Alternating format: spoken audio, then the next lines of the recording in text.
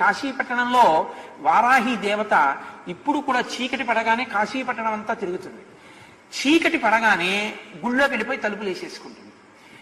అందుకే సూర్యోదయం అయితే ఇంకా వారాహి దర్శనం ఉండదు కాశీలో, మనం చూడలేం కూడా. ఆ వారాహి యొక్క స్వరూపాన్ని దగ్గరగా నిలబడి చూడడానికి ఎవరికి ధైర్యం సరిపోదు. అందుకని ఏం చేస్తారంటే వారాహి దేవాలయం పైకప్పెక్కి సూర్యోదయానికి పూర్వమే పైన కన్నాలు ఉంటాయి, ఆ కన్నాల్లోంచి చూడాలి వారాహిని. కన్నాల్లోంచి చూసినందుకే ఉద్వేగం కలుగుతుంది. అలా ఉంటుంది ఆవిడ స్వరూపం.